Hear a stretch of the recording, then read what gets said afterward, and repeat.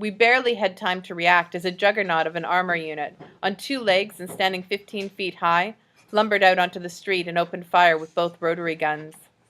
Bullets hit the steel building wall beside us, creating a spray of sparks. I kept my head down and my jaw clenched as Megan kicked a lever on the cycle and sent us down a long gravitronic skid, almost parallel to the ground, to pass under the bullets.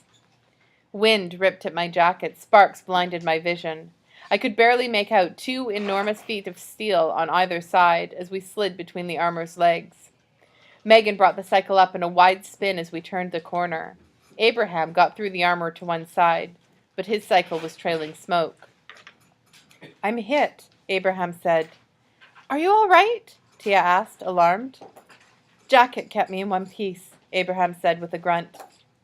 "Megan," I said softly, "he doesn't look good." Abraham was slowing, one hand holding his side. She glanced at him, then turned quickly back to the road. "Abraham, as we take the next curve, I want you to break right into the first alleyway. They're far enough behind that they might not see. I'll keep straight and draw them after." "They'll wonder where I went," Abraham said. "Do it!" Megan said sharply. He didn't object further.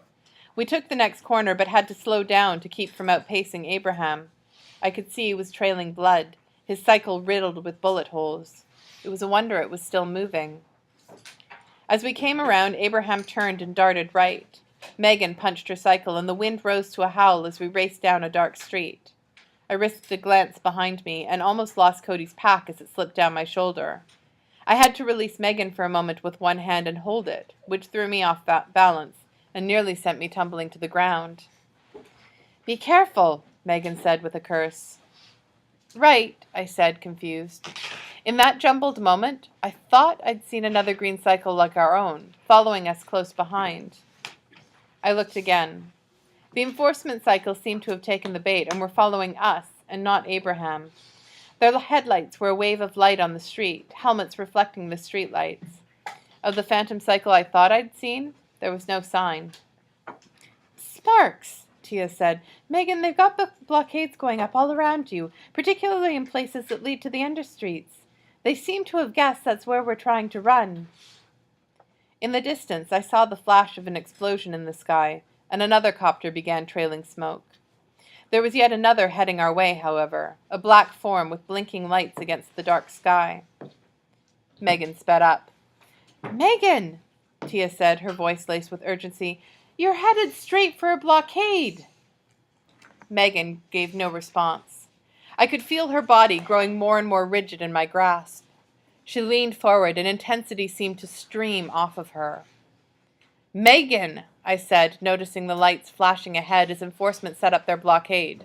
Cars, vans, trucks, a dozen or more soldiers, a mechanized unit. "Megan!" I screamed. She seemed to shake for a moment, then cursed and punched us to the side as gunfire pelted the street around us. We tore down an alleyway, the wall an inch from my elbow, then hit the next street and went down in a long turn, throwing sparks as we took the corner. "I'm out," Abraham said softly, grunting. "Abandoning the cycle. I can make it to one of the boatholes. They didn't spot me, but some soldiers came down and started setting up into stairway after I passed." "Sparks," Cody murmured. "Are you monitoring the enforcement audio lines, Tia?" "Yeah," Tia said. "They're confused. They think this is a full-out assault on the city. Prof keeps blasting coppers out of the air, and we all went different directions. Enforcement seems to think they're fighting dozens, maybe hundreds of insurgents." "Good," Prof said. "Cody, are you clear?" "I'm still dodging a few cycles," he said. "I've ended up looping around." He hesitated. "Tia, where's the limo? Is it still out?" "It's breaking for Steelheart's palace," she said. "I'm heading along that way too," Cody said. "What street?" "Cody," Prof said. Gunfire from behind distracted me from the rest of the conversation. I caught a glimpse of cycles, their drivers holding out SMGs and firing. We were going more slowly now. Megan had driven us into a slum neighborhood where the streets were smaller, and she was weaving us through lots of twists and turns. "Megan, that's dangerous," Tia said. "There are a lot of dead ends in there." "The other way is all dead ends," Megan answered.